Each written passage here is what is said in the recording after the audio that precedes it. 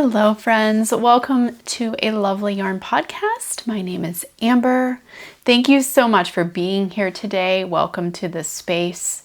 Today's episode is going to be hopefully a cozy little chat. I just really wanted to sit down with you, my viewers, my online friends, and talk about the things that I've been working on in my knitting. I also have, I have one finished project that's a garment. I have a work in progress that's a garment. And I have a really fun kerchief that I'm making.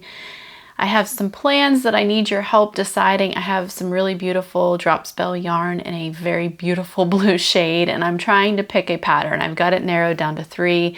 So I'm going to get some insight from you all about that.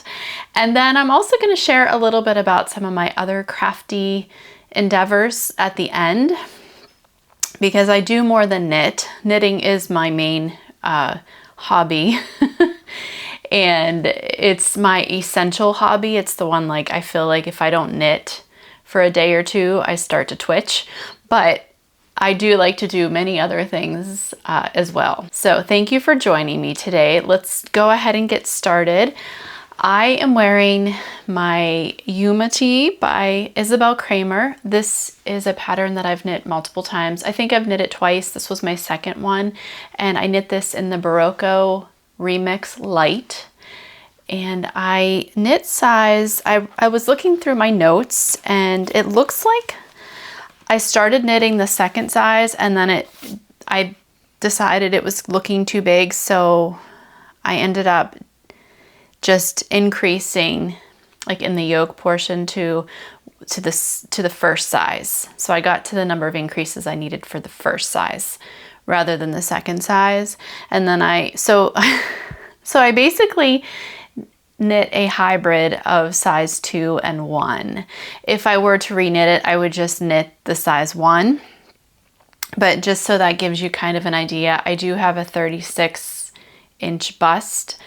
And I don't know what the amount of positive ease is that she recommends, but I don't like, for this shirt, I wanted something that was not, I don't like tight. I don't know that I've ever knit anything tight, like anything with negative ease, but for this kind of a summer shirt, I didn't want anything too boxy. I do like boxy shirts sometimes. I'm planning on making one, but this one, I think it's perfect, and I'm just gonna, maybe I'll just stand up. I should just put some B-roll in, but you can see it fits me. I have a little bit of drape and room here. There's really no positive ease around my bust, but there is around my waist, and that's where I like to have my positive ease. That is where I carry extra weight, right around my middle. And I have a short torso, so I feel like that makes it even more noticeable. So that is what I'm wearing. That's the yarn I used to make it. I do have a finished object that I have not worn yet because I was waiting until I showed it to you guys. It's back here. It's my Tolsta Tank.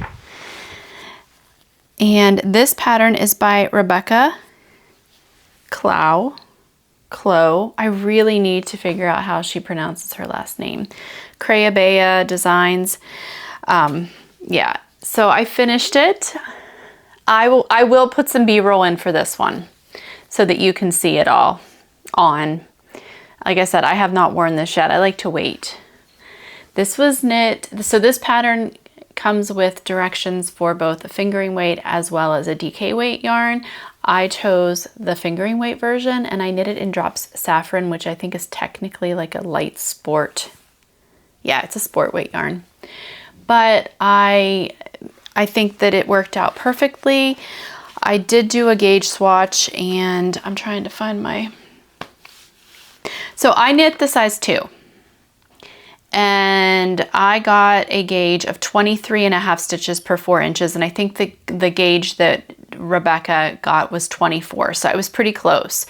And, oh, I'm sorry, I knit the size 2 and I used size US 2 needles. I think the pattern maybe called for 3 or 4, US 3 or 4, but I got gauge pretty closely anyway on the size US 2.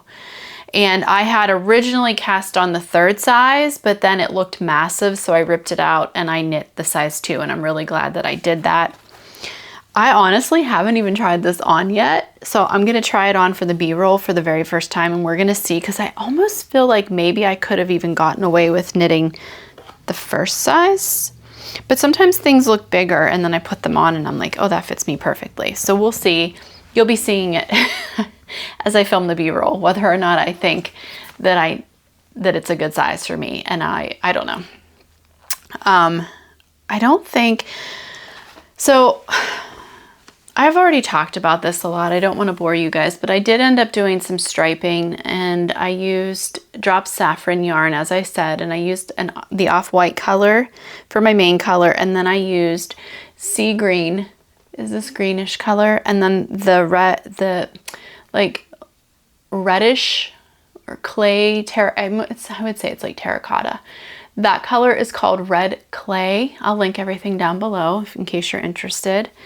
And I really like this. This was yarn that I had in my stash. So this was a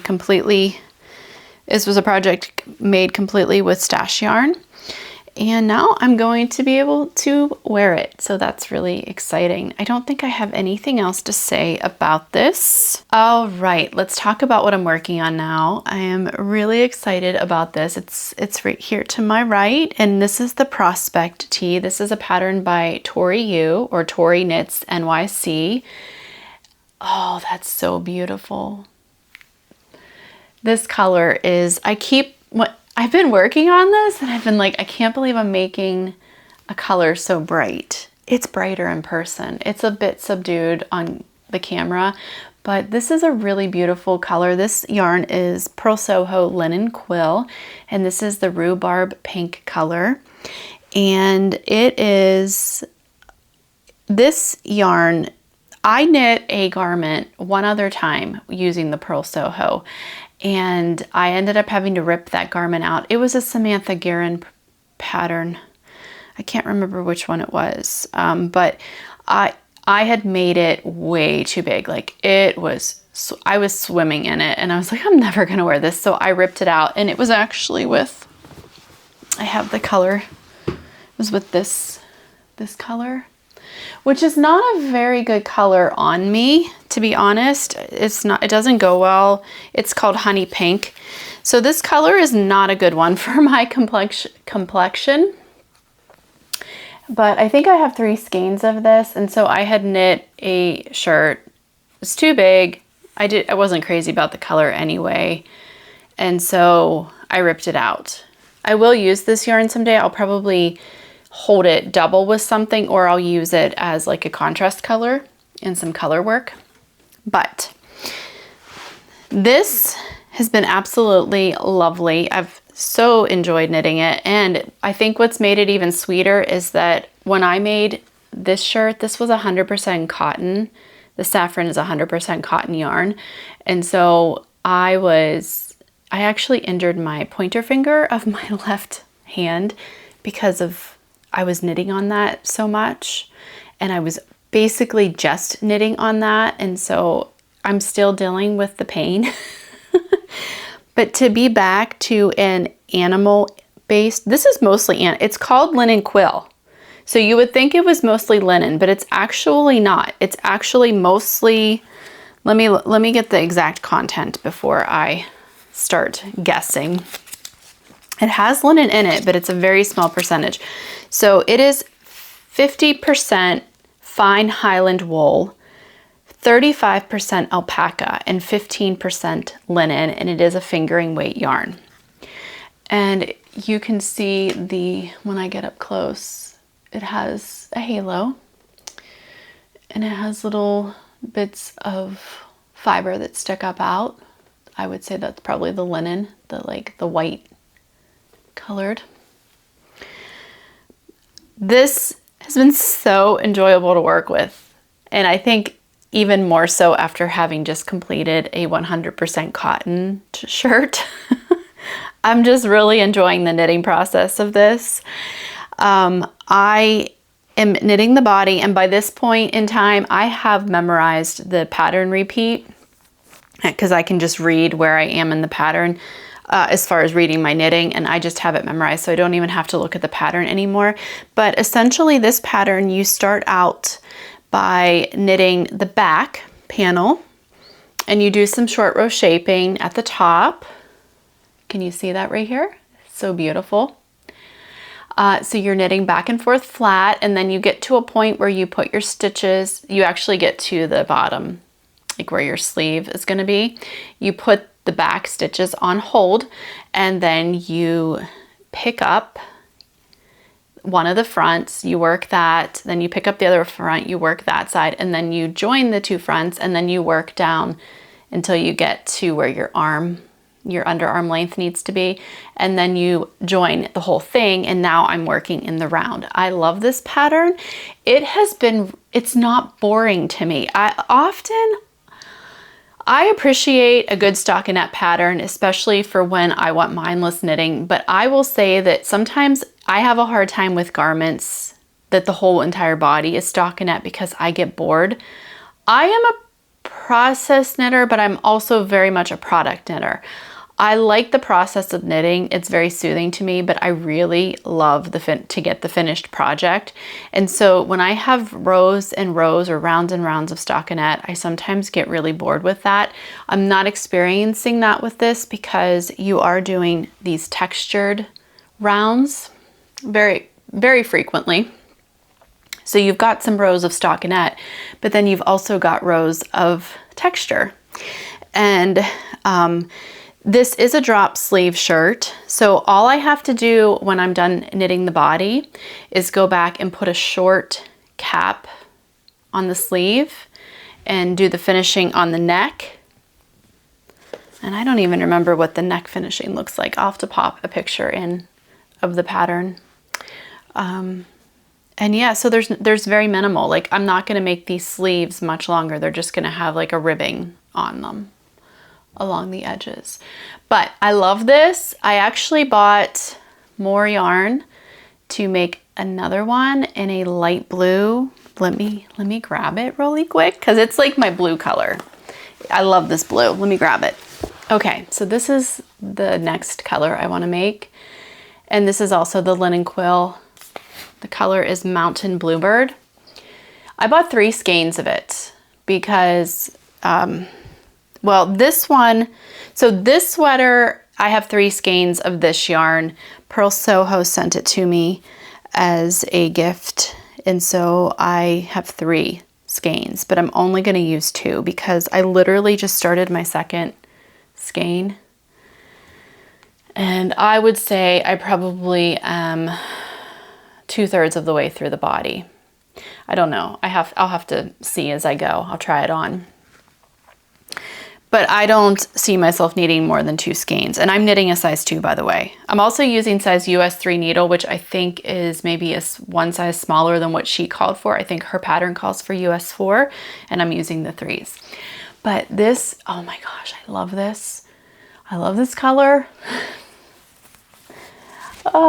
So this is what I want to do next. I bought this because I was buying some other yarn off of Pearl Soho, and they were having a 25% off sale off of all their different yarns. And so this color, it spoke to me, as you know, that happens sometimes, right? So I got it. Oh, one other thing, Pearl Soho. So today is May 15th. I am an affiliate with Pearl Soho. Just want to be very authentic and upfront about that. I love their yarn though. I do not promote things here on my website that I don't personally use myself and don't think that it's a good product, okay? So did I say on my website? I meant on my YouTube channel. I have head cold brain. Anyway, their Linen Quill is on sale right now for 25% off. So it's May 15th. I don't know how long they are going to be running that sale, but if you are interested in trying it, this might be a good time to get yourself some. There's lots of beautiful colors. So I will provide a link down in my video description. That will be an affiliate link.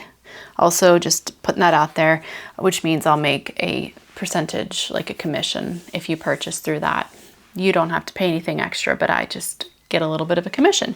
So, but this, I love this. I love this pattern. Is this my first pattern I've knit by Tori Yu? I think so. Yeah, I really like it. It's really good. I would highly recommend this pattern. And I also really like this yarn with this pattern. So I'm glad that when I was looking at the pattern on Ravelry, I always look to see if there are any other projects done in the yarn that I'm planning on using.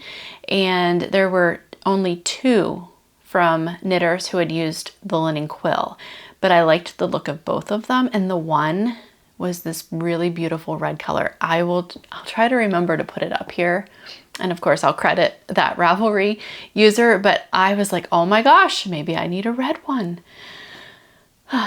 This is how we are, right? Sometimes I get frustrated that I don't have enough time to knit everything I want to knit, but that's a universal thing with creators, right? We all wish we had more time to make the things we want to make. Okay, and I'm going to talk about a fun little project I'm doing. I am actually doing some sample knitting for my friend Jody, who owns Flower Hill Fleeces. I talk about Jody a lot. You should definitely go check her shop, her online shop out. I will link it down below, but she is my friend and also my neighbor. She owns a fiber mill, and she also owns Shetland sheep as well as some Icelandic sheep. So she is a shepherdess, and she mills all of her own wool. She makes her own yarn, and she sells it on her website as well as at various local yarn festivals and events. Anyway, she has one coming up in June. It's the Fayette County Fiber Festival. So if you are local to that area, I would recommend that. I actually went and hung out with her and helped her last year. I don't know if I'm going to be able to make it this year or not. I'm still trying to figure that out, but it was a lot of fun. And I'm making a sample of the Pressed Flowers Kerchief for her to take, and it's out of her Shetland DK yarn. She's got so many beautiful colors. Every time I go to her mill, because that's where we have our knit night, I'm just like, I could make that. I could make something out of that. I could make something out of this. I obviously don't need more yarn, you know, but anyway, so I'm knitting this sample. Look how fun this is. Oh my gosh. Okay, so she recently dyed up, and by recently, I mean sometime since January of this year. I lose track of time, but she dyed up this really fun, crazy bright bubble gum Barbie pink. I don't even know what you would call it. It is so bright and happy. So I'm knitting this. This is my main color. The pink is my main color, and then the contrast color is this shade of black. And this is yarn from her sheep on her farm here in Western Pennsylvania. So this is a very locally produced yarn to me, literally a mile down the road. But look how much fun this is. Wait, hold on, I gotta get it the right way. Yeah, okay. So I have knit this pattern before, the Pressed Flowers Kerchief, and this is a pattern by Amy Christophers. It is a free pattern. And if you love this, go check out Jody's shop. She has other colors. You could do other color combinations. She's gonna be taking this sample with her so that people can see what this kerchief looks like knit up in her farm yarn. But isn't this so much fun? Oh my gosh. And I am enjoying it. I am enjoying knitting it. I love it. And I'm probably going to end up making this bigger because I think I'm actually at the point, or I have one more repeat, and then I'm going to be at the center point, and then from there I'm supposed to start decreasing because it does make a bandana. But Jody and I wanted to see how far we could go. How big of a bandana could I make using one skein of each? And so I weighed the yarn ahead of time, and I'm kind of weighing it as I go so that I can keep track of where I am in the skein so that I know when to start decreasing, because I want to make sure I have enough to finish it, you know. But this is just so, look, I'm smiling. It is just making me smile because it's so much fun. It is such of fun. Oh, yeah. Oh, that's gonna be so, look how cute. That's gonna be so cute. Yeah, and that's all I have to say about that. So this is the Shetland DK off of Flower Hill Fleeces. I'll link their website. And the pattern is Pressed Flowers Kerchief by Amy Christophers, which is a lovely free pattern that I can highly recommend. I've made it before. That's all I'm currently actively knitting on. I want to talk about some plans, and I need your help though. I need your help. First of all, I'm going to be making this cute little, it's called the Curly Pearly Soaker pattern. Do you even know what that is? I have a friend who's having a baby and she does cloth diapers, and she's been looking into wool covers for wearing over like the cloth portion of it. I don't know all of the details of this because I did not cloth diaper my kids. They got the good old Pampers or whatever, the generic, actually. They got the generic brand at that point because, yeah, anyway. But she wanted to try a wool cover, and she and I were online looking at them, and they are so expensive. I'm talking like, there was one brand, I think it was $105 for one cover. And so I said, well, let me see if I can find a knitting pattern online. And Ravelry, of course, good old Ravelry, I found this pattern. It is a free pattern by Curly Pearly, and it's just called the Soaker pattern. And I just said, let me try to make you one, and then you can see if you're gonna like it. Because basically what is done is she would buy lanolin, and she would soak the cover in like a lanolin mixture to make it more waterproof. And yeah, again, I'm not sure of the entire process because it's not something that I've ever personally done, but I was like, before you spend $100 on a diaper cover, why don't you let me make you one? Because it's not going to take long to make. I'm going to make it out of Cascade 220 non-superwash. I have some of that on hand. I'm just going to do a plain, I think it's actually right in here. Yeah, here it is. It's just a plain brown, which is fine. She doesn't know if she's having a boy or a girl, and so this will just be a plain brown. It will be very gender neutral, but I'm gonna give that a shot. So that's something I'm gonna start soon because she is due in the beginning of June, and she said she'd like to try to use it when the baby's about 2 weeks old. She wants to try it then. Okay, so that is one thing. Then I need some help because I ordered all this Drops Belle yarn. This is some of it. This is one of the colors. I ordered multiple colors, but I think this is called like light blue jean. It's color number 13. I think there's a dark blue jean color and then a light blue jean color. I'll put everything down below for certain. But I love this color. Blue is my favorite color, if you haven't been able to tell by now. And this is a gorgeous color. And now I need your help because I am stuck. I'm trying to decide between 3 different patterns to make with this. And this is what I want to cast on. Well, I have 2 things I want to cast on next. I'm going to be casting on, as soon as I finish this, I'm going to cast on the Farnham tee by the Knit Pearl Girl, which I'm going to knit in the Drops Belle in the, oh gosh, it's an off-white colorway, and then the Dandelion Yellow. So I'm gonna have that going, but I also want to cast on this color. Here are my options, okay? Now I need your help, so you need to vote down in the comments because I am truly stuck. The first one I thought of was another Anchors summer shirt. I have 2 of them, maybe 3. I've knit at least 2, maybe 3 of those. I love that pattern. It's a very classic pattern. I wear them a lot. Every time I wear them, people compliment, oh, I love your shirt. So I thought about knitting that. Also, as a little side note, I wore that in my last, I've worn that in several episodes recently, and every time I've worn it, I've had viewers ask me how I kept my neckline, how I modified it so it wasn't so tight. I don't remember modifying the neckline at all. It's been a while since I've knit that shirt, but maybe I just cast on more loosely. I don't know. I don't know, but I didn't modify it. So I just wanted to say that because I had so many people ask me.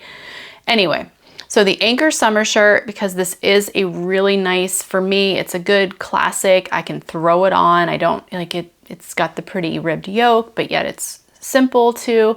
So that's my one option. Okay, the next one is the Clover Tee by Lena Home Samso. And I really love the simplicity of this one, just like the little dotted little flowers on the yoke. So I think that this color would look really pretty for that pattern as well. But then there's the Vilma top by Gregoria Fibers. And I have nothing like this in my wardrobe. It is beautiful. And I feel like this would be, I think this one would take me longer to make. Like the other two are fairly simple, straightforward, easy, you know, knitting in the round. This one would be back and forth knitting, which is not a big deal, you know. I don't have anything like this, so I'm kind of leaning. I almost want to buy more of this so I can make a couple of them in this color because I love this blue so much. This blue is so, I love it. I love this blue. Okay, so the Vilma top. I really like the look of it and the fact that I don't have anything else like this, like not even anywhere close to this in my wardrobe. So help me, please help me. I can't say I'm going to do what the majority of you tell me to do, but I really want some insight. And maybe you guys have knit the Vilma. I have seen several other podcasters knit that. Molly of A Homespun House, she knit it. And she knit hers in a wool yarn. But when I was doing, so basically all of these patterns are in my episode I just recently posted. It was like 14 patterns that would be perfect for Drops Belle. So I went to that bundle on Ravelry and I was looking through there and I was like, okay, which of these do I want to make using this Drops Belle? And the Vilma top, people have made that in Drops Belle and it looks really nice. And so I know that it will look nice. So I feel like maybe I should do that one. Just tell me what you think down below. Anchor Summer Shirt, number 1, the Clover Tee, number 2, or number 3, the Vilma top. Okay, now I want to talk about the Granny Stripe Shawl crochet along that so many people participated in. That was so wonderful. Thank you guys all so much. I'm not going to stay parked on this subject forever, but I'm talking about, if you're new to this channel, I just had, oops. Oh, geez. Okay, there we go. I just hosted a month and a half long crochet along for the Granny Stripe Shawl by Mawan of Crochet Objet, who lives in Israel. Her apartment was damaged in a bombing, and then while we were in the process of doing this crochet along, her youngest son passed away, and so that was absolutely devastating. And so continue to pray for her family because they are going through so much right now. And we were crocheting this, and everyone bought her pattern and other patterns as well from her. So thank you guys for supporting her. But this is my newest. I have one back here too that you can't really see, but it's like my darker colored winter. This is very summery. I named it my Sea Glass Granny Stripe Shawl because it reminds me of sea glass. And I picked, okay, so I was only gonna pick one winner and send out like a yarn and other goodies package, which I'm doing that. So I picked, the first winner I picked gets that prize. But then I picked 2 more winners who I'm going to send patterns to, a pattern of their choice, up to $10 on Ravelry or Etsy. If you can't use Ravelry, I will send you the pattern as a gift because I was just so blown away by everyone's excitement and participation.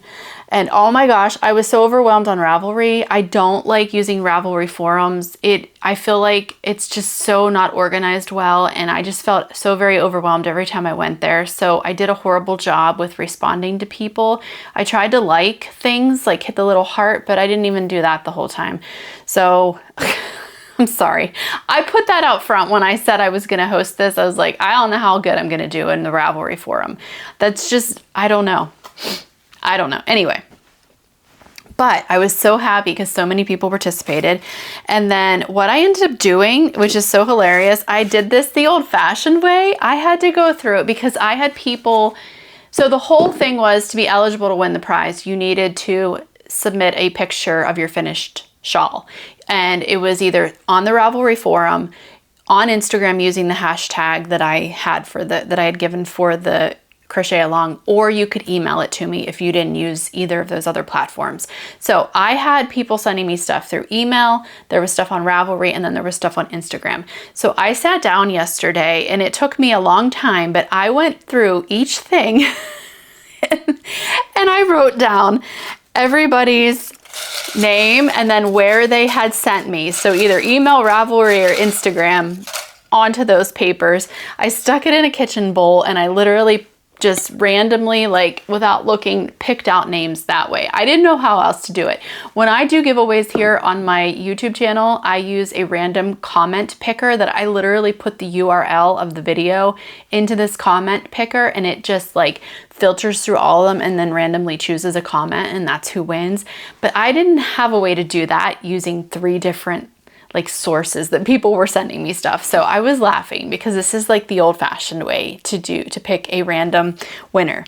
So these are the winners, and all of these makers, all of these makers completed a shawl.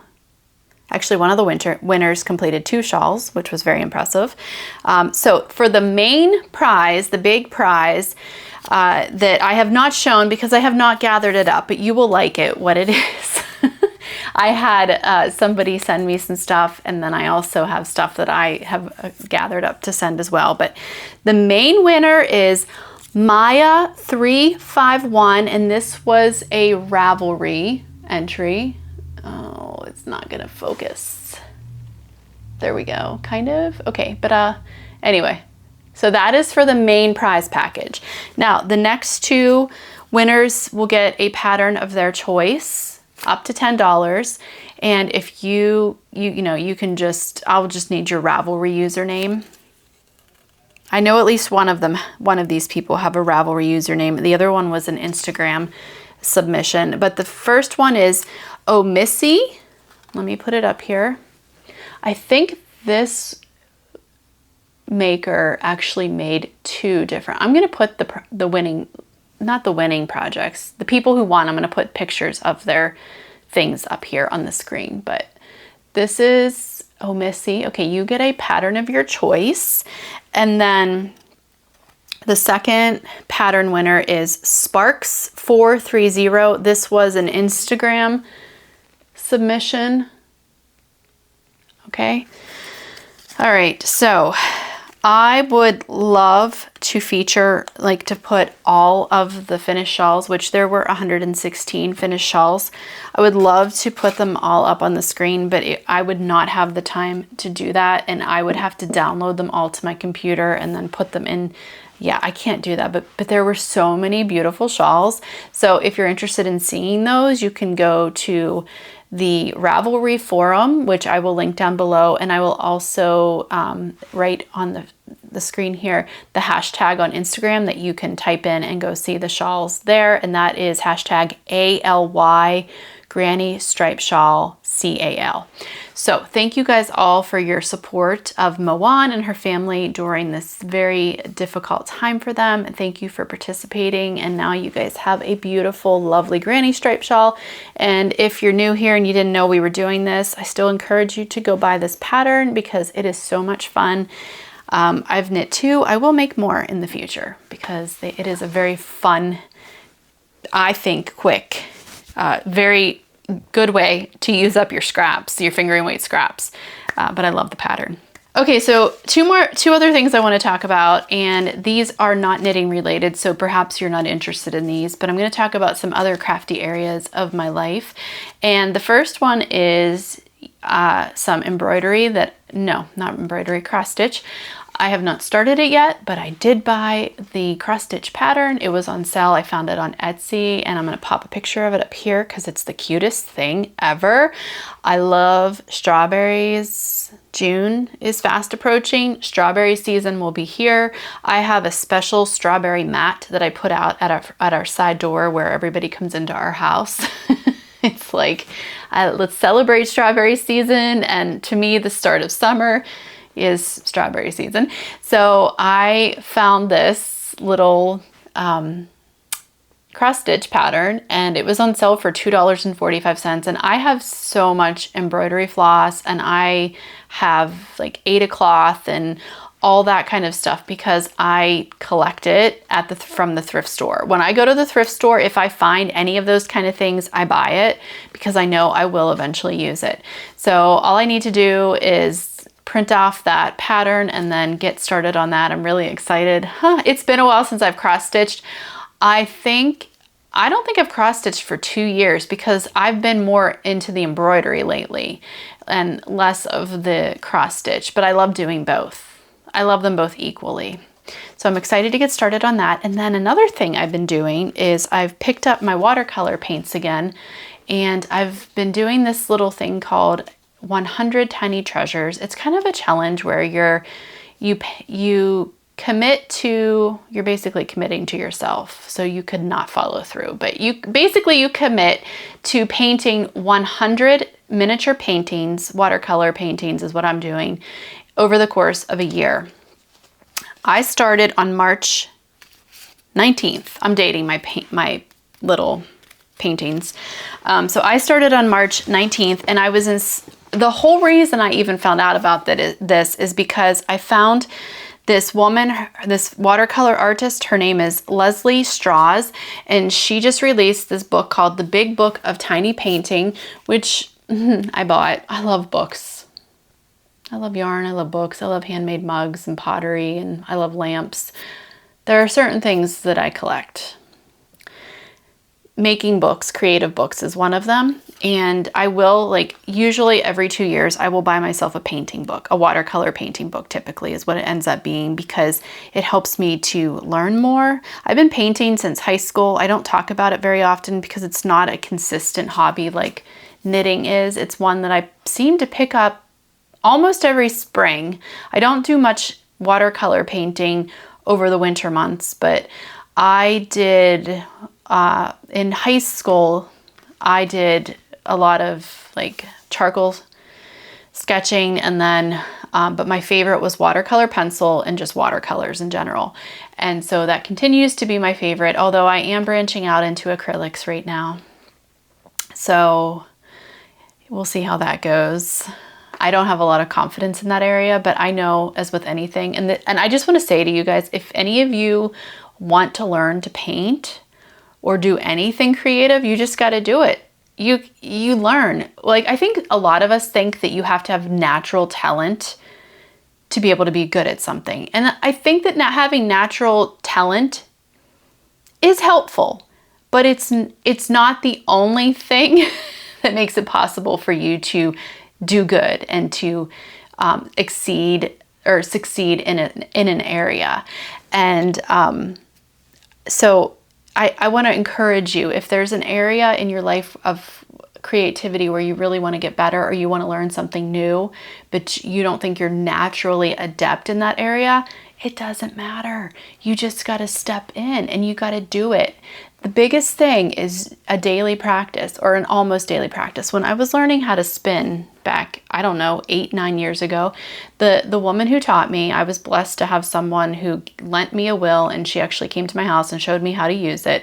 She said, try to practice 15 minutes every day. And that is the same with any kind of artistic, creative hobby. If you can commit 15 minutes to it, even 10 every day, and for me, I watch YouTube videos when I'm trying to learn something. I'll get a book, Anyway, that was a little bit of a tangent, but I'm just trying to tell you to not sell yourself short. If you want to do something, you can do it. You just got to put in the time and expect that it's not going to look that great in the beginning, but you're going to get there. You'll learn. It's the truth. It's the truth. Okay. Most people by the way, who are great artists. They did not like sit down and create a masterpiece right away. It took time. All right, so this book, I just got it. I'm going to read through it. I can't wait to read through it, actually. Yeah, it's all about tiny painting, and she does do some color theory, and she goes through the basics, but I bought it because she talks a bit about like perspectives and drawing, which is where I probably struggle the most. Like I love the look of watercolor sketches that have like urban sketching where they have buildings and structures, but I struggle with the angles and the perspectives, like getting those right. And so she talks about that in here, and other things. I mean, I don't know. I'm a big proponent of learning. You just got to learn. If you want to do something, you just got to take the time to learn it. If you really want to do something, you can do it. This is my little pep talk to you today. Okay, so I got this, and her YouTube channel came up in my recommended feed at some point back in early March. That's how I found out about her. And then I started doing the 100 Tiny Treasures painting challenge, and then I ended up buying this book. So let me show you. This was my very first one. And I copied this one off of a watercolor print that I have hanging in my dining room from a local artist who spends a lot of time in Maine, and he had named his painting Mow the Lawn, and so I just wrote down the bottom, Mow the Lawn copy. I don't even like this one. It's childish looking. I don't like it at all. It was my very first one. And then I just did a little painting of our garden shed. Then I was doing some very, like, much more impressionistic, very loose paintings with these two, just messing around with water in a spray bottle. And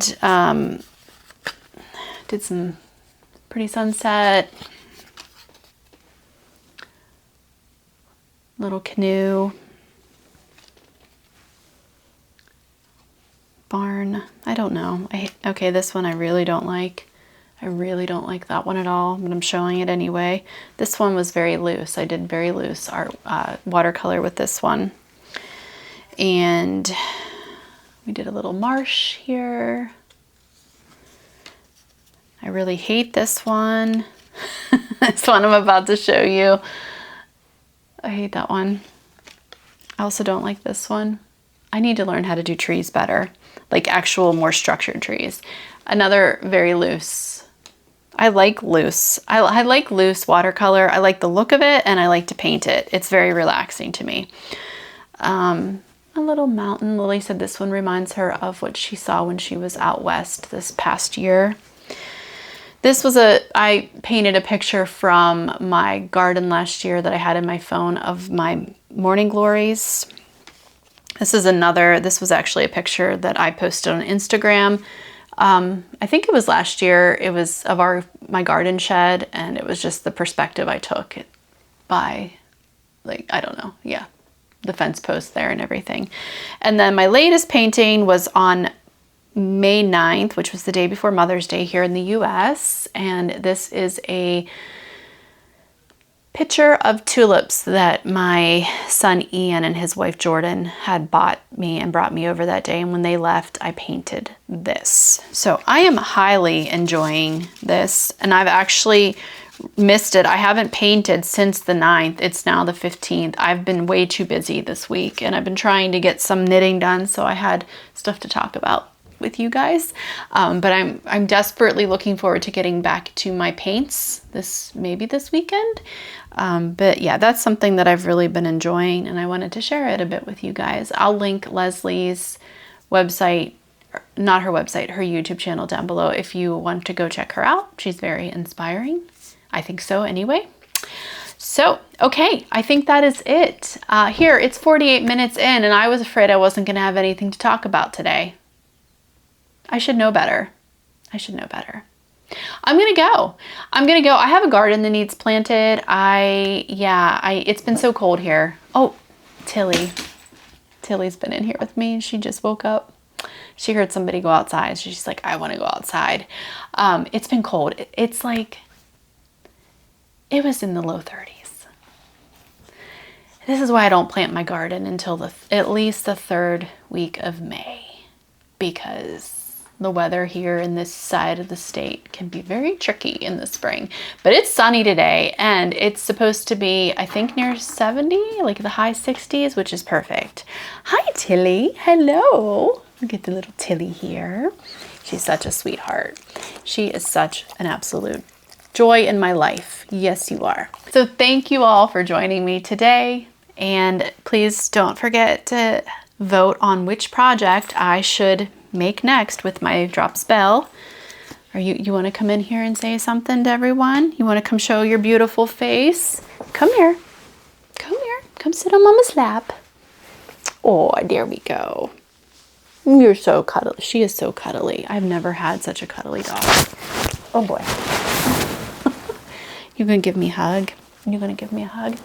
All right, friends. Well, thanks. I'm going to end it here. Enjoy your knitting and your spring and all your other creative stuff that you get up to. And I will see you next time. Goodbye.